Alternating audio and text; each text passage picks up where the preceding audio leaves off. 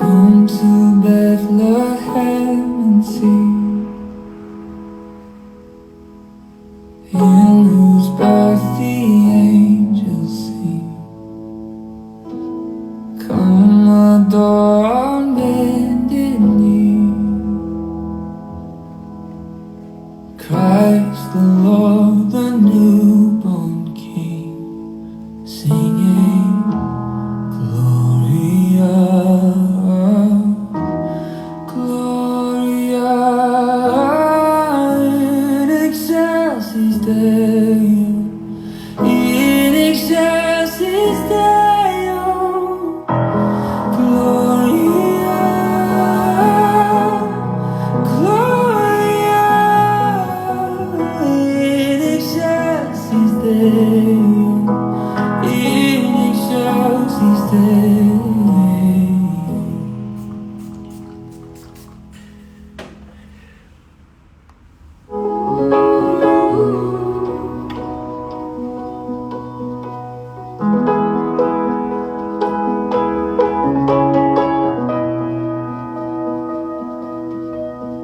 Shepherds wag his jubilee,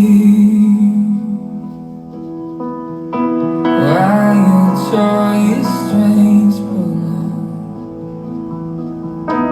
What the gladsome tidings be, which inspire your heavenly song, sing Gloria, Gloria in excelsis Deo, in excelsis Deo. Gloria, Gloria in excelsis Deo, in excelsis Deo.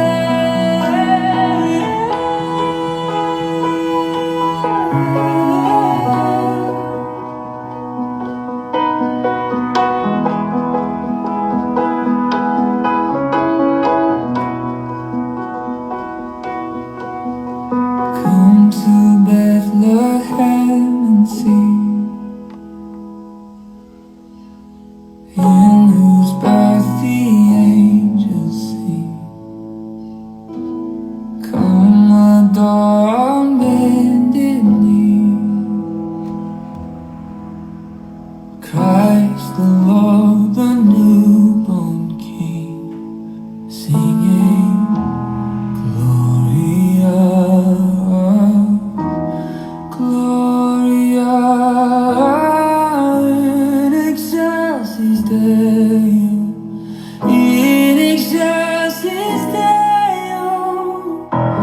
Gloria, Gloria in excelsis Deo, in excelsis Deo. Bom dia, bom dia, bom dia, bom dia, pessoal, sejam todos bem-vindos nesse clima natalino. Como é que tá aí por aí? Já começou o Natal na sua casa aí? Já colocou um pinheirinho? Então a gente já aqui, graças a Deus.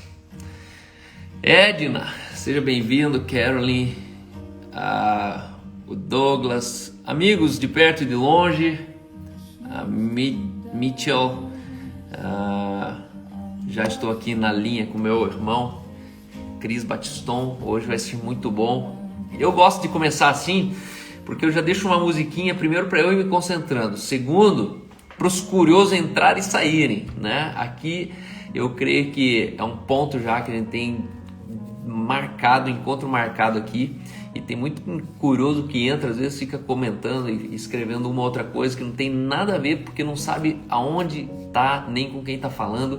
Então já deixo essa musiquinha para que a gente que os curiosos entram, ficam olhando ali e já saem. Por quê? Porque, na verdade, quem sabe o que nós estamos aqui fazendo, entende o espírito da coisa, entra e já fica esperando. E meu desejo é que nesse tempo de música você entre nessa live com o teu espírito, com o teu coração, com a tua alma, não só ouvindo o calmoço, não só ouvindo mais dicas de saúde, de beleza ou dicas de ficar rico, mas que você se exponha junto comigo à Escritura, que você deixe Jesus falar com você aí. Eu acredito que cada meio grau que a gente tem de ajuste numa bússola, encontramos um novo destino, novos rumos são tomados. E hoje não será diferente, então sejam muito bem-vindos, pessoas de perto e de longe, os amigos queridos. Som, a lenda viva de Pato Branco, Cris, do Filhos do Homem, que tem um testemunho maravilhoso. Fala, meu irmão! Fala, meu brother. Então essa live não é para ficar rico. Eu achei que ia ficar rico se eu participasse dessa live. Não, quem participa é porque é rico. Essa live aqui, cara, é uma live de dica de vida, não de dica de nada, é dica de tudo, entendeu? E sou muito grato a Deus por compartilhar a vida com homens como você, meu irmão. Já são quase 20 anos de história juntos. Não sei se você sabe. Cara, eu nem sabia que eu já tinha 20 anos. Não, a primeira vez que eu te vi, você ainda era jovem, na sua mocidade. No tempo que você ainda era... Acho que era até solteiro, mano. Você era solteiro ainda. Quem te diz lá em Pato Branco era um girino ainda. Girino, mano. Se você ainda era jovem, eu era criança ainda. Essa é a verdade. Mas tudo começou em 2002, quando fui convidado a participar de um congresso do Filhos do Homem em Pato Branco. Acampamento, acho que era surpresa, acampamento, né? Hã? Era um acampamento, na verdade, né? Era um acampamento do Filhos do Homem. E foi pirofagia total, foi loucura total. Mas depois disso, muita coisa aconteceu. A água rolou debaixo da ponte. No meio de toda essa loucura, com as pessoas mais loucas que eu encontrei no mundo, foram as pessoas que mais me destravaram quando o assunto foi Espírito Santo. Em 2006, recebi batismo com o Espírito Santo através da vida do Cris. O Cris foi o cara que conseguiu destravar na minha mente os mitos do Espírito Santo. Eu cresci num lar extremamente conservador, tradicional, legalista, opressor, santo, puro. Mas de tudo isso, um dia encontrei com o Cris, e o Cris, com palavras de muita inocência, acessou o subsolo, os porões do meu coração. E desde lá, irmão, eu colho resultados incríveis dessa liberdade que encontrei no Espírito Santo pela tua vida. Depois disso, muita coisa aconteceu. E para mim é uma honra poder compartilhar primeiro minha casa com você, compartilhar os meus dias com você. Você é um amigo que, de perto e de longe, você sabe que nossa amizade não exige manutenção. E não tá preso ao tempo nem ao espaço, né, cara? Passa o tempo, a gente fica distante, e quando se encontra, parece que se viu ontem, né? Pra mim, esse é o sentimento. Parece que se viu ontem. E aí, esse é o sentimento de pertencimento a esse corpo místico de Cristo, que eu e você, a gente se encontrou nele um dia. Você é um general desse corpo de Cristo. Você é uma voz na geração. E é nisso que eu me identifico com você. Então, pessoal, com vocês, Bíblia na mesa, com Cris Batiston. Tá dando umas travadinhas aí. Acho que deu uma paradinha. Bem? Agora eu tô. Quando eu vi uma voz, sumiu. Eu tô num retiro, cara. Essa semana, eu preciso ter um tempo assim para aquietar a minha alma, né? A gente fica agitado com cidade, coisa para resolver, coisa para entregar, projeto para fazer. Conversei com a minha esposa e meus filhos, né? Uma igreja me arrumou uma casinha aqui escondida no interior de Santa Catarina, meio no mato aqui. E sabe que o homem de vez em quando precisa se recolher um pouco nele mesmo, né? E aí eu me escondi para ouvir a Deus, estava buscando a presença. Estou saindo do meu projeto de solitude aqui de uma semana só para estar com você aqui. E aí a internet aqui no interior talvez dê uma falhada, mas a gente vai dando um jeito aí. Cara, eu lembro da primeira Beleza. vez. Quando você foi nesse congresso em Pato Branco, a gente não se conheceu, né? Você estava lá Não. nos jovens, assim, e eu estava envolvido naquela infância espiritual, onde tudo é uhul, né? Tipo assim, faz xixi na calça, na fralda, vira cambalhota e, né, vomita no pai, e uhul, e tudo vomita um no outro. E foi aquela. Eu acho que a palavra que você usou, cara, descreve muito bem, né, cara? Porque né, todo mundo era tão feliz de estar fazendo as coisas pro pai. Quando alguém contou pra gente, viu? Algumas coisas é, outras não é. Eu lembro que, oh meu Deus, mas a gente achava que era tudo. Mas como toda criança acha que o mundo inteiro gira em torno daquilo que ela entende. Mas foi gostoso, cara. Eu tenho um pouco de saudade desse tempo da inocência. Só que tempo da inocência não é para pais, né? Tempo da inocência é para crianças, né? E quando Deus vai querendo amadurecer você, vai te tirando da inocência, arroz doce, bolinho e Nescau não tira ninguém da inocência, né? O que tira é você morder um bom pedaço de carne, arrancar a carne do osso. Então aí você tem que, às vezes, até caçar a sua própria carne. E isso vai tirando da inocência e levando para a maturidade, né? Você falou uma palavra esses dias atrás no Marvels. Eu não sei se foi no Marvels, foi na escola de liderança, mas uma palavra que, assim, tinha muito material que eu estava trabalhando, aquela palavra deu sentido para esse material. Uma palavra que você deu sobre a maturidade, sobre a paternidade, que a paternidade que nos libera destino e identidade, porque a gente ouve sobre paternidade a vida inteira, né? Paternidade libera destino, paternidade libera identidade. E um dia eu vi até um pastor, até famoso, abençoado, o cara é um homem de Deus, não vou criticar, falou assim, filho meu, eu pego pelos bagos, né? Tipo assim, qual é o cara do meu filho? Eu pego pelos bagos, quero que deixa eu pegar pelos bagos, porque... Ele falou, vem pra você ver o que acontece. Vem pra você ver o que acontece, né? A galera se empolga no negócio da paternidade e pensa que é teu pai de verdade, né? Filho meu, pego pelos... Mas o meu filho, cara, eu autorizo, filho, seu pai um dia te pegar pelos bagos, você desce o braço no pai, com todo respeito. Porque não você faz isso com outro homem. Aí que adianta o filho ter demonstração de respeito e o pai não ter demonstração de respeito pro filho, né? Para ser filho, você tem que ser um bocó. Tipo, um cara que deixa o outro pegar. Isso assim, ó, eu tô falando aqui porque foi um homem de Deus que falou em rede nacional, né? Uma pessoa que é muito seguido, que é um apóstolo, que abre muitas igrejas, né? Então, mas... e a palavra que você deu foi tão interessante, cara, porque eu estava escrevendo sobre paternidade, mas eu tinha meio que desistido sobre escrever sobre paternidade na igreja, no ministério. Eu estava escrevendo sobre paternidade em casa. Né? O que está destruindo o Brasil, o que está destruindo o cristianismo no Brasil, não é o homossexualismo, não é o pecado que a gente vê fora da gente. O que está destruindo o Brasil é um monte de homem heterossexual que não virou homem de verdade. É isso que está acontecendo dentro da igreja. É um monte de homem de Deus, pastor, pai de família, mas que fica chorando com um pecadinho de criança, que fica jogando videogame até de madrugada. Né? Uma coisa é você brincar com teu filho de Lego, de homenzinho, virar cambalhota, brincar com teu filho mais velho, um dia assistir um filme de luta. Eu e meu filho estamos vendo a série do Rocky Balboa, né? Graças a Deus é o tipo de coisa que ele gosta de ver. Então, vamos lá, vamos maratonar Rocky Balboa 1, Rocky Balboa 2, né? Ó, não é o quanto você bate forte, é o quanto você aguenta ficar de pé e toda aquela história que vai construindo, né, no menino isso aí. De vez em quando um videogame, um jogo de futebol, rolar na grama, andar de skate, isso é muito legal quando você faz com o filho. Agora, um homem adulto, de 40 anos de idade, não tem nada que fazer, vou jogar videogame. É uma geração que... Aí o cara tá lá 3 horas da manhã jogando videogame e a mulher toda perfumada de lingerie na cama esperando até 3 da manhã, passando frio. Né? Essa é a dor que a gente tem. E a palavra que você deu foi a seguinte: a paternidade que realmente libera destino e identidade não é aquela que vem de fora, é aquela que é revelada em você.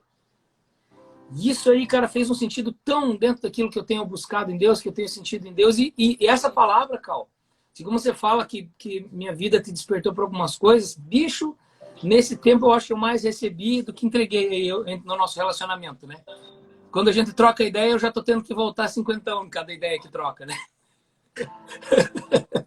Já E tem você que mandar o boleto. vou dar o boleto. E foi tão legal, cara, porque pôde direcionar até meu grupo de mentoria, né? Ontem a aula foi sobre paternidade dentro de casa. Que quando a gente fala, eles reuniam no templo e reuniam nas casas. Claro, porque eles reuniam nas casas desde Deuteronômio 6, quando Deus fala, escuta, Israel, ama o Senhor teu Deus com toda a mente e coração, com todo entendimento. E aí logo depois no 7 ele fala, inculca isso na cabeça dos seus filhos, quando estiver andando, quando sentar na mesa, quando dormir na cama.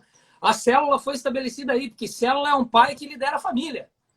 Célula não é um cara que eu vou lá na tua casa e você vai ser meu líder, líder da minha mulher e dos meus filhos. Não, eu vou na tua casa porque a minha célula... E hoje você vai dar o estudo, a gente vai andar junto. Ou você tem mais maturidade, mais caminhada em Cristo. Então eu vou nessa mentoria, nesse discipulado, eu vou ouvir você falar sobre as suas experiências, de caminhos que você passou com Deus que eu ainda não passei. E essa troca de hombridade faz com que a gente possa trocar sem estar um sobre o outro, sem estar um controlando o outro. Porque o lugar onde eu tenho que governar, primeiro é minha casa, minhas finanças, minha vida. E depois, fora de casa, eu governo pelo testemunho, não pela autoridade e hierarquia. Olha que eu tenho o broche de apóstolo, então eu mando mais que você.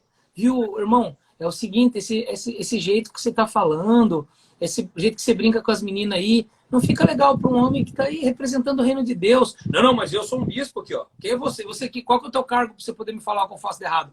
E aí todo mundo continua fazendo errado, a graça que se lasque, né? Porque, não é todo mundo. Então, isso tem gerado algo muito profundo. Quando você falou da live aqui, eu estava orando, Efésios 4 bateu na minha cabeça, né? Os ministérios como um propósito de maturidade, e eu acho que esse é um tempo, eu acho que a grande reforma nacional é um nível de maturidade.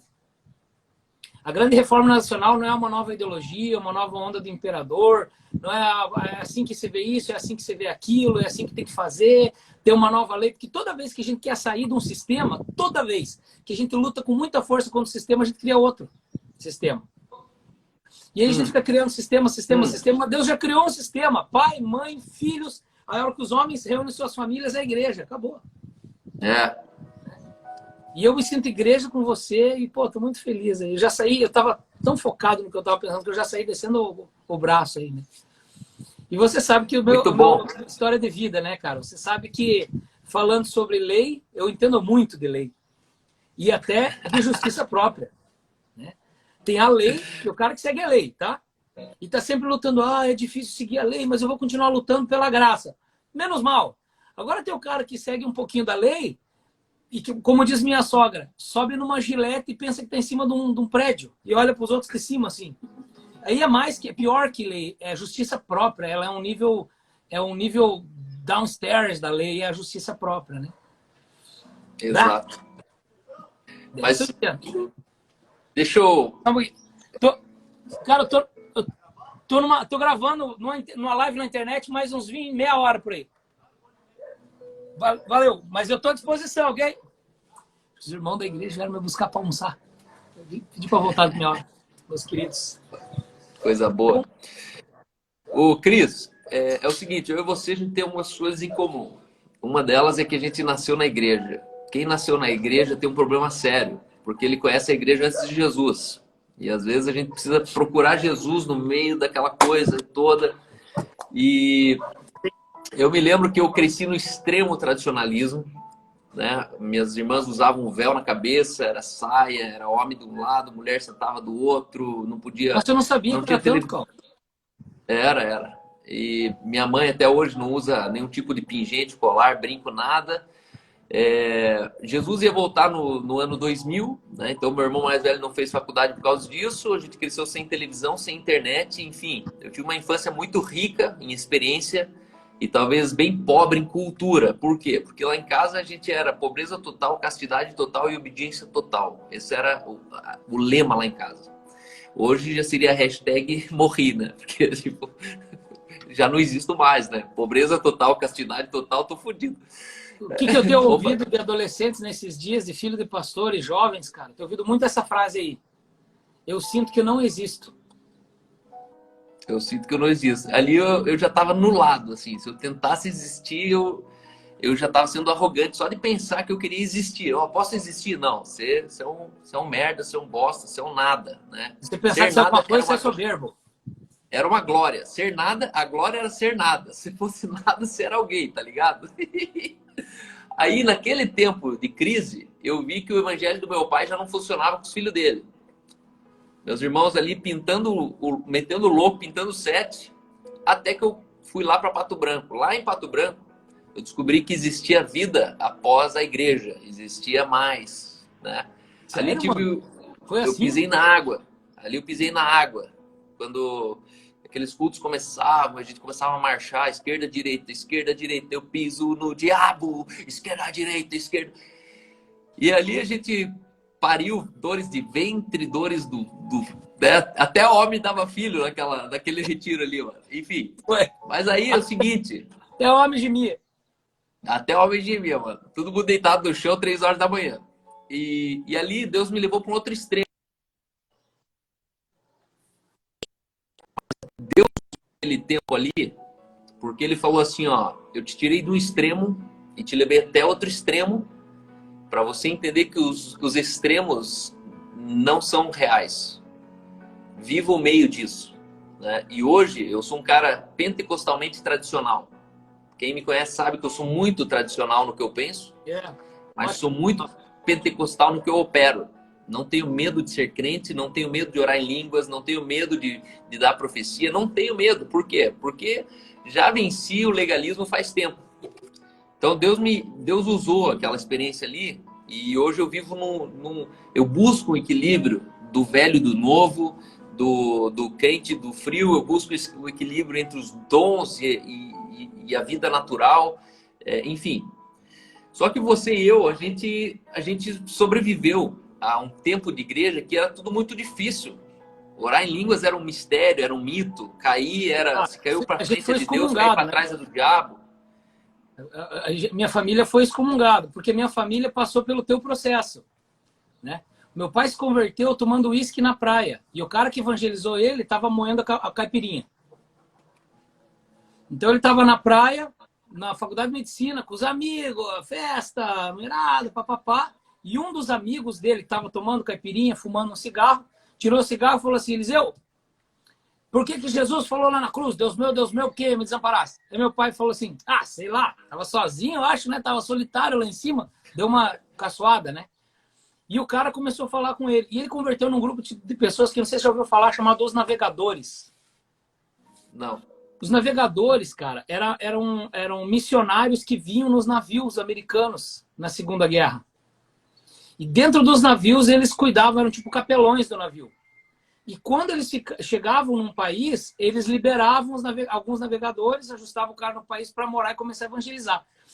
O método deles, eles não tinham igreja, cara. E eles não pregavam nada além de salvação. Eles só pregavam salvação em família, cara. Eles não pregavam assim, batismo no Espírito Santo, não pregavam o que é, o que não. Era salvação em família. Então, o navegador, cara, você era amigo dele 10 anos e você não sabia que ele era crente. E um dia ele falava assim, ele te convidava para casa, tomar uma cerveja, fumar um cigarro, conversar. E aí você começava a olhar a vida do cara, a família, as finanças, e os caras assim, ó. E de repente ele te falava, tem um estudo bíblico aqui, vamos sentar fazer um estudo bíblico. Quando você viu, o cara tinha te evangelizado. Só que te evangelizou, falou de família, acho que falava do Espírito Santo, só que não falava de batismo, né? Falava da ação, eles oravam por cura. Meu pai converteu nesse meio. Quando eu estava em Pato Branco, quando a minha mãe descobriu todas as traições, as coisas do meu pai, que ele dormia com uma mulher e tudo, ela estava grávida de mim. Quando ela falou, vou embora, eu estava com 6, 7 meses de gravidez. Quando ela falou, vou embora daqui, saiu de faxinal para fugir dele, estourou a bolsa dentro do ônibus. E o único médico da cidade era ele. E ela voltou no meio de tudo isso. Ele dormia com mulheres todo dia, assim. Tanto que eu até descobri irmão meu, que agora, depois de velho, eu vou descobrir que tem irmão em faxinal, né? É uma benção. Crente da Assembleia de Deus, ministro de louvor. Né? A semente do velho é forte. Nem nós, nem o pai, nem ninguém sabia. O cara descobriu que era nosso irmão agora. Mas, enfim. E aí, no meio de toda essa confusão, ele falou para minha mãe, assim, acho que vamos ter que ir atrás desse Deus aí que o Flávio pregou para nós quando eu estava na faculdade. E ela, Deus me livre, vai vir com um versículo e capítulo, depois de toda a vagabundagem que fez. No fim, eles vieram a Pato Branco e converteram, assim. Só que eles não sabiam que eles eram crentes. E um dia passaram na frente da igreja menonita e os caras estavam cantando e o pastor pregando a salvação. E diz o meu pai que ele olhou e falou, não, mas ele está falando a mesma coisa que os navegadores falam. Então eu acho que a gente é crente, gostei das músicas. E ficaram na igreja. Foi dali, daquele tempo, o pastor dessa igreja largou a esposa e os filhos e fugiu com uma outra mulher. Daí eles foram para outra igreja. Na outra igreja, um dia o pastor, 6 meses depois, o pastor fez um empréstimo dos irmãos. Chegaram domingo, não tinha nem banco na igreja, o pastor tinha sumido. Foi as 2 primeiras experiências de igreja com meu pai. E essa história eu não tinha contado ainda. E aí eles foram para a igreja batista, onde ficaram até eu ter 11, 12 anos, eles estavam na igreja batista. Só que meu irmão foi batizado no Espírito Santo, começou lá em línguas, minha mãe começou a reunir as mulheres para orar, e um dia no culto o pastor levantou e falou assim, votamos no conselho na quinta-feira, uma decisão muito difícil, temos aqui na igreja uma raiz que precisa, ele fez assim com a mão, tinha 11 anos, nunca vou esquecer, uma raiz que precisa ser cortada porque está roubando as nossas características denominacionais. Queria que o irmão Eliseu Batistão e sua família ficassem em pé, e quando a gente ficou em pé, ele falou, nós declaramos o irmão Eliseu e sua família hoje como gentios e publicanos, desligados da comunhão dos santos, excomungados da igreja, nos excomungaram da igreja domingo à noite, cara. Meu Deus. Só que o meu pai, cara, a palavra que se falou, inocência, é a descrição dele. Porque ele, assim, ele é doente, ele fala de Jesus propósito, homem, pra cachorro, o tempo inteiro. E naquela semana ele já tinha evangelizado. Cara, naquela semana ele tinha ganhado para Jesus umas 15 pessoas. Que a igreja não recebeu. Ele começou a pegar esse povo e ir de igreja em igreja, procurando uma igreja para ele. Só que, não, claro, o povo não adaptava em lugar nenhum. E aí um dia ele começou a reunir em casa, falou, não, então vamos lá em casa. Na primeira reunião em casa tinha 60 pessoas, na segunda tinha 120, na terceira já tinha 200 pessoas e todo mundo aceitou Jesus pessoalmente com ele, Cal. Não foi assim, fizemos um evangelismo na internet, nem tinha internet. Ele evangelizava assim pessoalmente, cara, em média assim 15, 20 pessoas por mês, brincando. E aí virou comunidade. Quando a comunidade veio, tipo assim, nós saímos do legalismo, vamos pro extremo. Aí foi, né? Quando a gente não sabia o que era. E um dia o meu irmão chegou, tô sentindo uma coisa, pai, deixa eu orar pelas pessoas. A gente nem sabia direito o que era quando orou em línguas a primeira vez. Ele não entendia o que significava, não tinha assim, um entendimento, base bíblica. Meu irmão começou a orar, cara, e as pessoas começaram a cair. E a gente começou, a gente ora, as pessoas caem. Ninguém de nós nunca tinha visto ninguém cair, cara. E aquele povo, a igreja inteira. Aí entrava uma pessoa não crente na igreja. E o cara entrava na igreja, e o que está acontecendo? O que está acontecendo? Quando o cara da porta cumprimentava, o cara caía orando em línguas. Agora me explique isso. Sem nunca ter recebido Jesus, o pessoal começou a cair orando em línguas. Já levantavam chorando, se arrependendo dos pecados e convertiam ali. Naquela semana a igreja foi de 200 para 500 pessoas. Meu Deus. Porque a gente não entendia, cara. A gente não tinha assim alguém, não, é assim que faz, não é assim. A gente tinha rejeitado todo tipo de coisa que pudesse nos excomungar. E ficou fazendo, claro. Aí foi 1 ano, 2 anos, 10 anos, 20 anos, naquela inocência de vamos orar, vamos cair, vamos orar, vamos cair.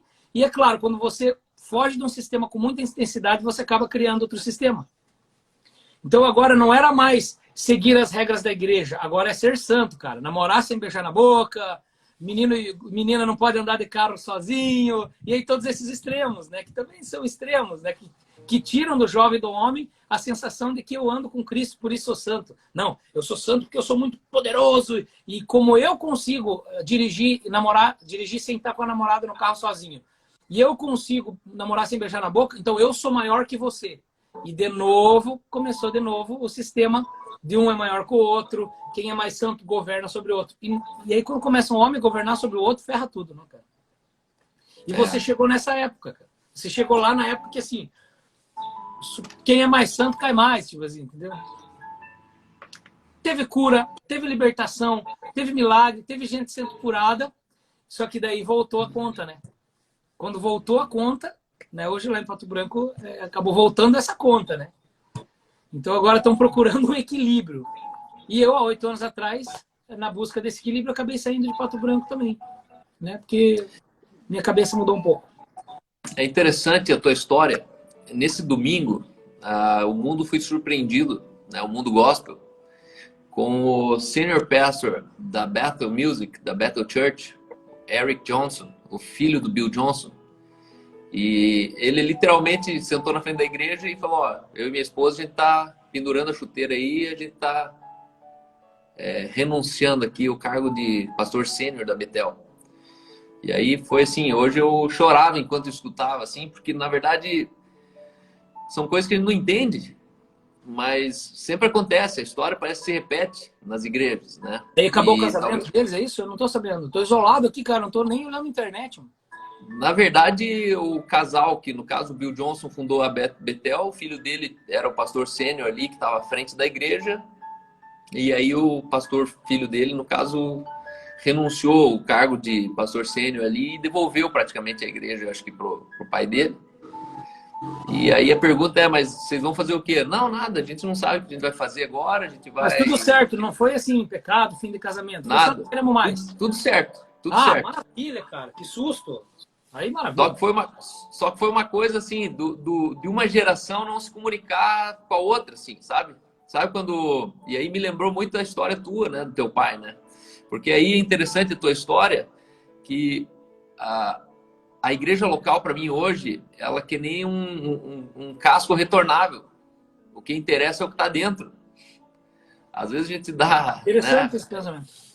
Às vezes a gente dá muita importância pro exterior, para aquele casco, aquela embalagem. Só que, na verdade, o que interessa é realmente o que está dentro. E, às vezes, não tem mais nada dentro. E a pergunta é até quando que a gente deveria sustentar uma placa, uma logo, sustentar um projeto, quando, na verdade, a vida ela tá passando, né? E a gente precisa seguir para o próximo tempo, né? E aí eu sei que você, em pouco tempo, você teve uma projeção nos anos 2000, uma projeção nacional, né? E aí, no meio disso, você teve muitos altos, teve muitos baixos, levou pacote, levou tombo, foi enganado, foi roubado. Voltei. Aí aquele crescimento desordenado que cria um caos na igreja, uma crise de liderança, porque a igreja cresce mais do que a liderança da igreja. Aí vem o G12, aí teu pai acabou tendo uma experiência profunda no G12, mas que também surpreendentemente decepcionou muito ele, profunda, né? Outro dia você falou uma coisa muito séria para mim. Você falou assim, cara, você falou, ministério do meu pai parou ali, né? E eu fiquei assim entristecido, né? Porque eu vi ali que a inocência do teu pai ela foi abalada naquele dia, né? Como é que foi para você essas lições que a vida te trouxe? Porque hoje você era para ser um cara, na minha leitura, você era para ser um cara assim que mais odiasse a igreja e crente, né? Pelo que a igreja e os crentes acabaram fazendo com você, né? Você é um cara que conheceu o subsolo, o bastidor, a salinha do pastor. Você conheceu as conversas. Eu conheci o quartinho atrás que existem. Isso, quartinho atrás. E como é que você sobreviveu a isso? Como é que você consegue manter a tua sanidade de separar a noiva de Cristo dessa instituição que às vezes é tão corrupta? Quando o teu filho faz aquele negócio que você nunca achou que teu filho ia fazer, faz aquela brincadeira boba, faz aquela machucadura, aquela coisa, machuca o outro irmão, que a gente fica brabo à beira de perder o controle com o filho, quando ele machuca o outro irmão, e você sente que foi um pouco de maldade, é uma mistura de decepção com o medo da gente mesmo. Meu Deus, a minha maldade passou para ele, né? Um sentimento de culpa com decepção quando um filho machuca o outro. E o que mantém a gente, sem pegar uma criança, sai daqui, e destruir a psique da criança, é separar o caráter e a intenção da criança da atitude. E quando a gente faz isso com todo mundo, a gente consegue manter amizade, a gente consegue manter casamento, a gente consegue manter os filhos sadios e a gente consegue manter o amor pela igreja. Quando a gente separa quem a igreja realmente é das atitudes lixo que ela vai tomando, a gente consegue olhar para quem ela é, porque daí a gente não machuca quem está dentro. A gente pode ajudá-los a enxergar e a sair sem feri-los. Ou ferindo somente aquilo que é necessário, que daí não é a nossa situação. Quem tem que ferir ou não ferir é Deus. Né? Às vezes eu tomo as rédeas de Deus e digo, não, eu tenho que ferir a igreja para acordá-la. Cara, a igreja não precisa... A igreja de verdade, não estou falando da instituição, né? A instituição está perdida. Falando que a igreja de verdade, ela não precisa de heróis nem defensores, muito menos de advogados. Ela precisa de homens e mulheres que expressem de dentro para fora quem ela é. Aí ela vai olhar para você igual o filho olha para o pai, igual uma pessoa que vem no aconselhamento, um homem com a sua vida destruída, olha para você e diz assim, cara, é isso que eu achei que era ser homem, é isso que eu achei que era ser igreja. Você diz, cara, é difícil para mim, mas eu estou tentando. Se você fizer o mesmo esforço que eu, vamos lá, a gente consegue. A gente consegue ser junto. Então, esse amor, como que eu vou traduzir isso? Às vezes vem os rapazes falar para mim assim, Cris, porque eu fui na igreja, o pastor me decepcionou e não deu uma oportunidade, não isso, não aquilo. Eu falo, cara, você pode me falar o nome de qualquer denominação, eu te dou uma razão para sair dela. Até da comunidade, até da igreja no cinema, até da Betel, qualquer igreja, cara. Me fala aí. Você quer um motivo para sair da igreja? Eu tenho 1 milhão, eu sei todos os motivos para sair da igreja. Mas eu tenho um motivo que me manteve na igreja. O amor a Cristo, a obra dele e é o que ele fez, nos redimindo na cruz. E se a graça serve para mim, para o meu ego individual, a graça também serve para o ego coletivo. A graça vem sobre nós. Só que essa pessoa coletiva, ela não é uma instituição. A instituição é uma forma de dominar aquilo que Deus fez livre. Então eu podia contar 200 testemunhos do G12, de como vem ingerência sobre a nossa família e como nós ingerimos sobre a vida de outras pessoas, achando que era nós que deveríamos governar elas. Desde manipular a pessoa para tomar a decisão certa. Quando você manipula a pessoa para tomar a decisão certa, ela pode tomar a decisão certa, ter uma boa consequência e até ser grato a você. Mas a tua posição diante de Deus como homem vai continuar aquela de quem dominou sobre outra pessoa. E mais cedo ou mais tarde, alguém vai perceber que você está dominando e vai vir. E você vai começar a defender. E aí nós vamos se tornar a igreja evangélica de novo. Cara, uma vez eu falei para um pastor que eu trabalhava junto com ele e ele pediu para mim sair da igreja. Eu falei, ué, não tem nada, eu tô aqui debaixo de você, estamos funcionando. Não, mas o teu serviço, não isso. E ele falou assim, é que não dá pra gente trabalhar junto, porque 2 cabeças na igreja, 2 cabeças é monstro, 2 cabeças pode destruir a igreja. Eu falei, mas não tem a cabeça de Cristo já? Então, a cabeça de Cristo é uma cabeça só, não tem que ter 2 cabeças, a igreja é uma só. Aí o cara começou a defender o cargo. E a palavra que veio no meu coração foi assim, cara, se você está tendo que defender aquilo que você disse que Deus lhe deu, será que não é você que está duvidando que foi Deus que te deu mesmo? Quando o cara se agarra no cargo, que nem os filhos do homem, né? Uma vez um apóstolo chegou e falou para o meu pai assim, sinto de Deus que o Cris não tem maturidade para viajar às nações. De certa forma ele estava certo, não tinha mesmo. Deus o colocou, nem eu entendo por quê. Mas aí ele, então eu sinto de Deus que ele deve passar o Filhos do Homem para mim, o CNPJ para mim, do Filhos do Homem, para minha gravadora.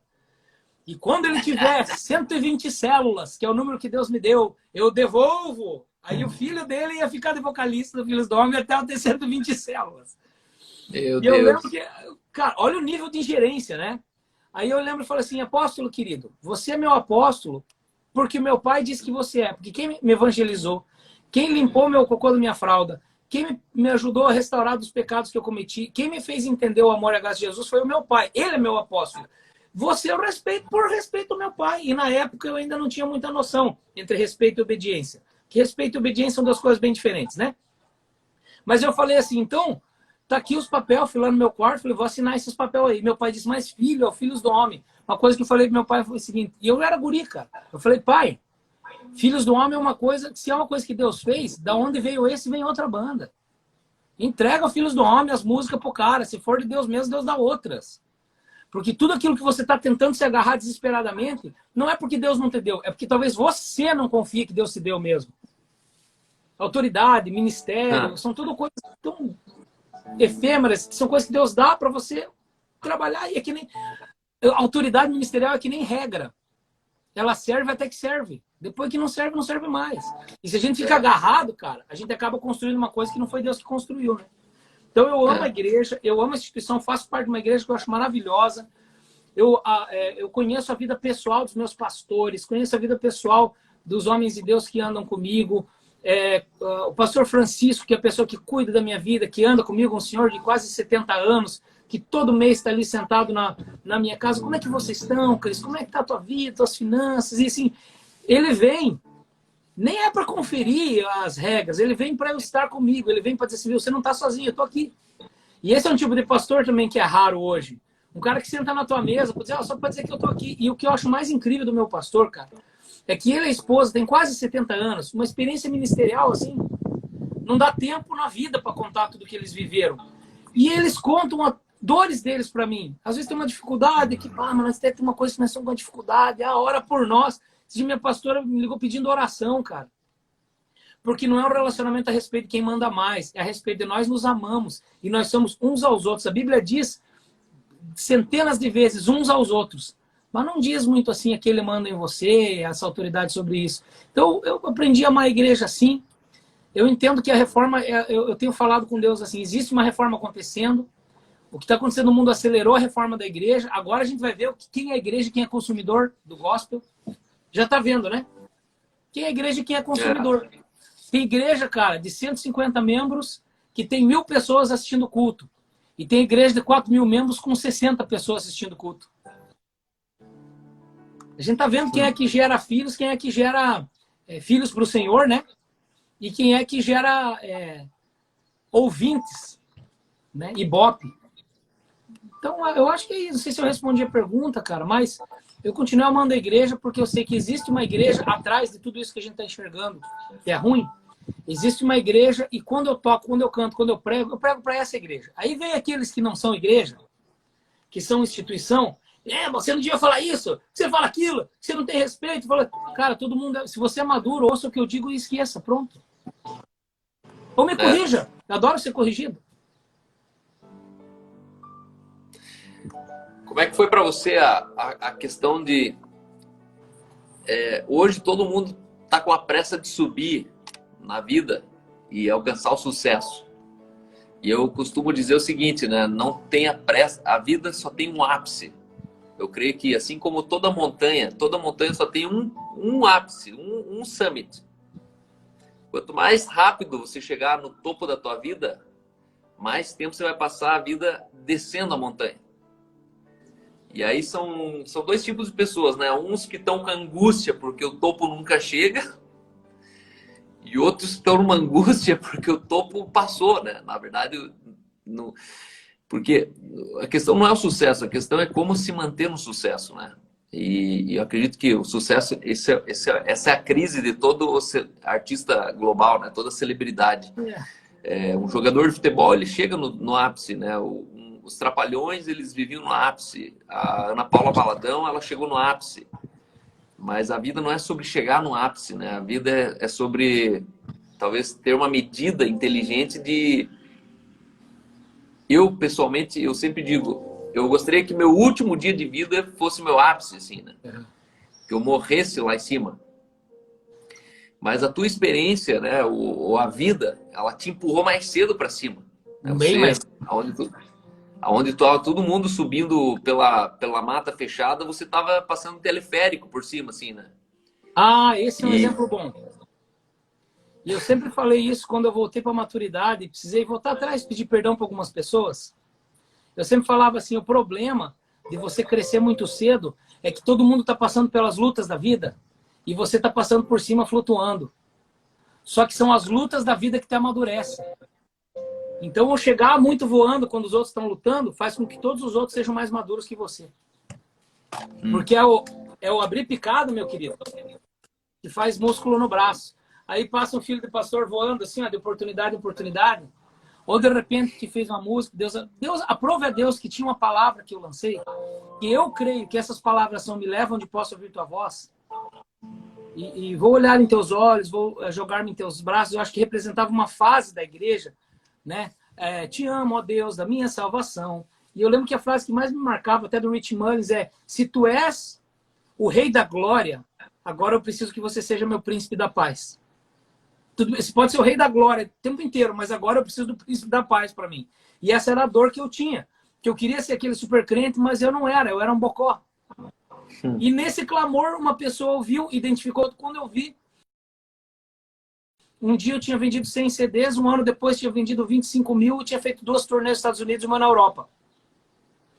Nem sabia o que estava acontecendo. Mas hoje, olhando com toda essa perspectiva, eu vejo como atrasou algumas coisas na minha vida, né? mas eu tenho uma perspectiva diferente sobre picos e vales. Eu tenho a seguinte perspectiva. Tudo na vida é comunicação. Então eu tenho 5 lugares básicos de comunicação. Com Deus, comigo mesmo, pessoal, com uma pessoa só, com grupos pequenos e com grandes multidões. São 5 níveis de comunicação que eu tenho. Deus, eu mesmo, pessoalmente, que é esposa, filhos e amigos pessoais de 1 a 1, né? Aí, grupos pequenos e grande comunicação. São 5. Quando você fala em ápice, eu penso, eu tive um grande ápice na comunicação geral. Eu tive uma comunicação pública muito grande, mas eu tinha 0 de comunicação comigo mesmo. E o ápice da minha comunicação comigo mesmo eu estou tendo hoje. Quando eu falo assim, cara, eu quero morrer no ápice, eu quero morrer no ápice da comunicação comigo mesmo, com meus filhos e com Deus. E as outras são picos e vales, cara. Picos e vales. Na verdade, é uma grande jornada, cara. Você não sobe só uma vez.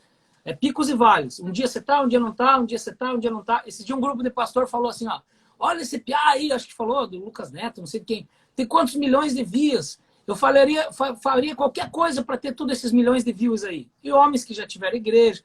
Eu falei, se vocês quiserem, eu ensino vocês terem 1 milhão de views em 2 dias. Como? A gente quer saber, quer saber. Eu falei, vocês querem mesmo? Então tá. Então vamos pegar uma bacia, ficar de cueca, pastor senta na bacia e solta um pum. E filma as bolinhas. E posta na internet. No outro dia você vai ter 3 milhões de views. Aí ele falou assim, não, mas espera aí, não é qualquer coisa também. Eu falei, isso é importante. Chegar no pico a custo de qualquer coisa nunca vai ser um pico de verdade. Vai ser o jeito que as pessoas têm. Meu Deus. Chegar no pico a qualquer custo, vou repetir, chegar no pico a qualquer custo nunca é um pico de verdade. É só o jeito que as pessoas te veem. E quando as pessoas te veem de um jeito, você começa a ter necessidade de ser daquele jeito. E quando você começa a tentar ser daquele jeito, você só é mais um crente sentado na justiça própria, tentando ser uma coisa que você não é de verdade. Você quer saber como é que você é? Pergunta pro teu filho e pra tua mulher. E não pros caras que estão comprando teu CD. Não pros 1 milhão de views na tua internet. Esses caras não sabem quem você é. Você pode abençoar 15 milhões de pessoas na internet, mas quem sabe quem você é? Né? Unção no microfone, Cal, você sabe. Eu digo assim, ó, que me levou para o palco na igreja não foi a unção, foi artes cênicas.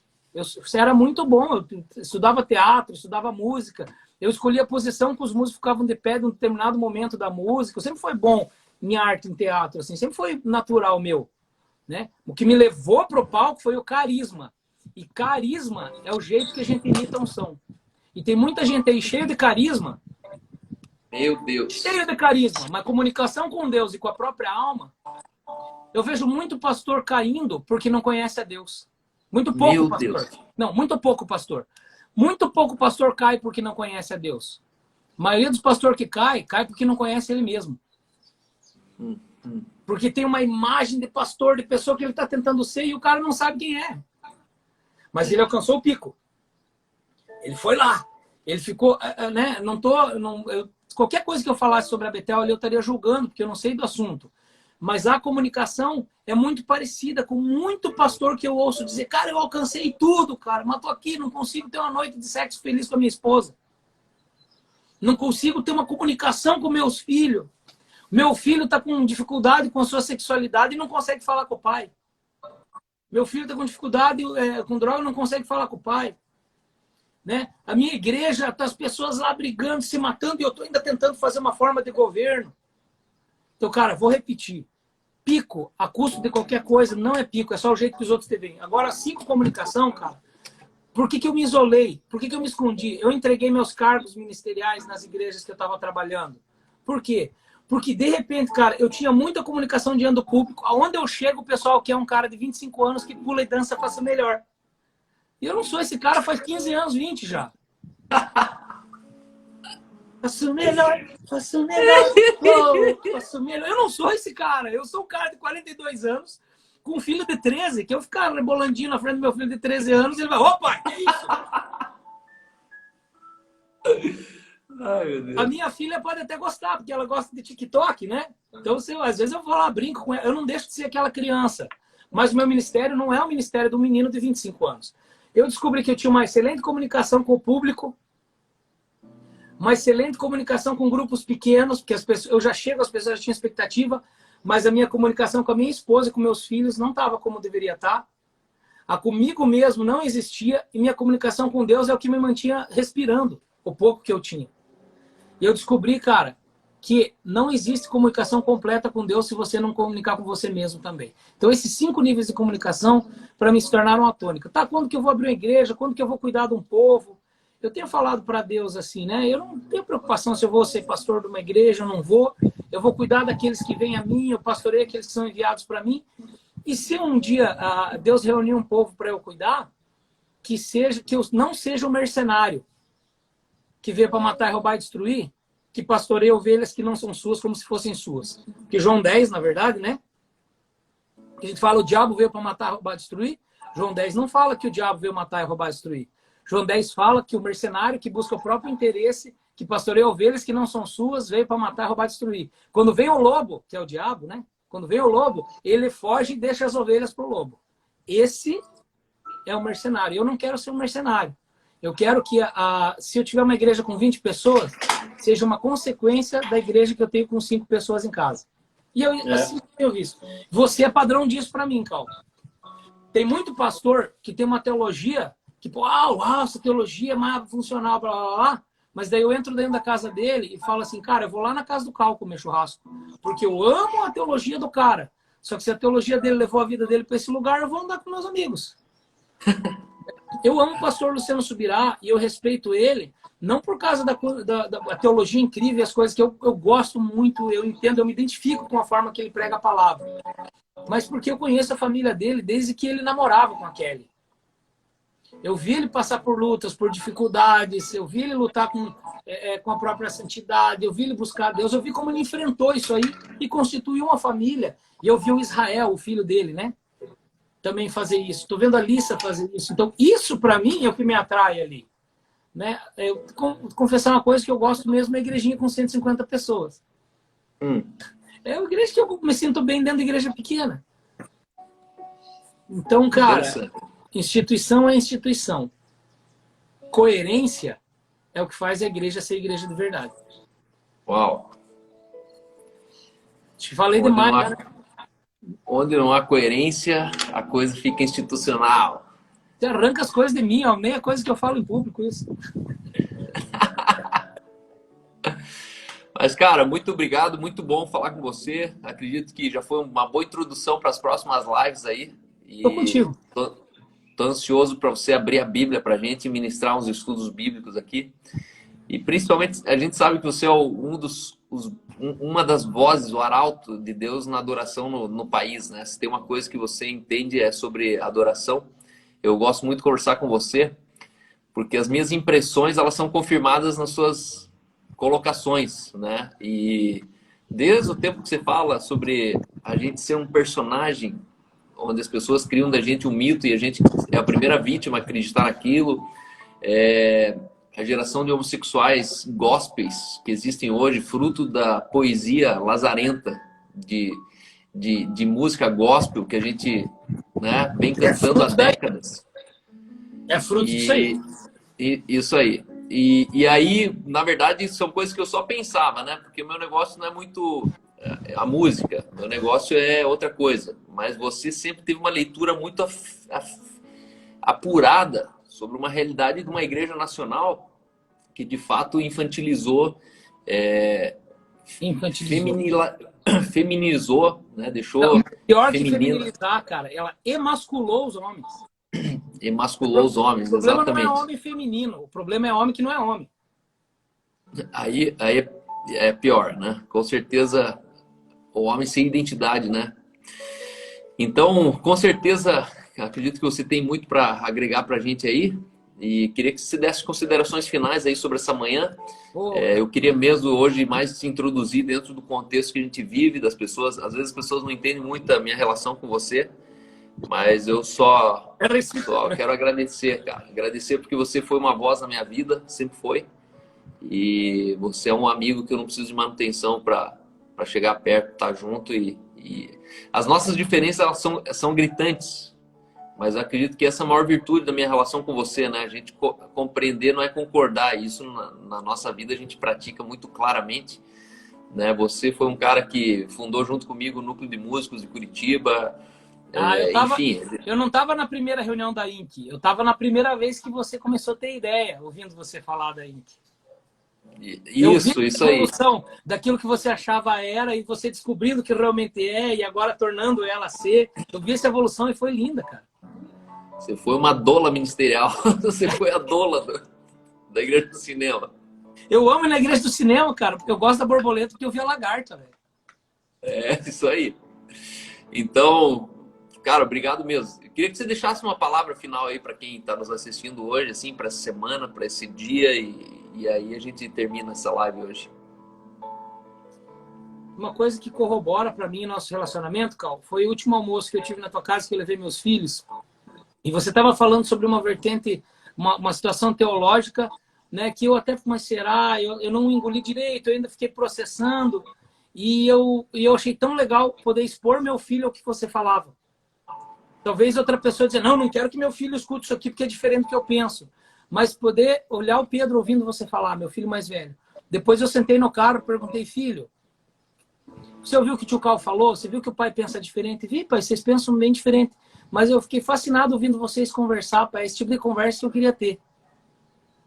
Aí eu falei, e o que você acha do que a gente falou? Aí ele falou bem assim, Cal. Olha o que o Pedro falou. O tio Cal acha que batismo é jogar dinheiro fora. E o senhor acha que batismo é medir a altura da gente na parede. Não faz diferença nenhuma na amizade de vocês.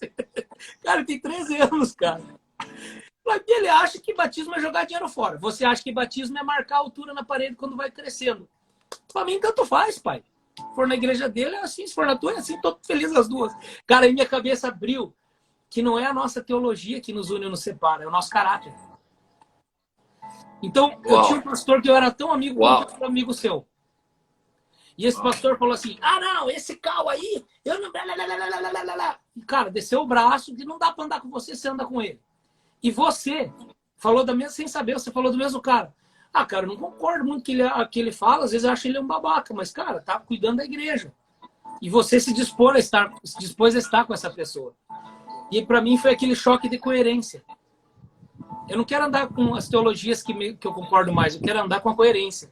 Eu quero andar com os caras que se amam, com as famílias que se unem, com aqueles que são homens dentro e fora de casa. E aí que, cara, para mim a visão dessa conversa é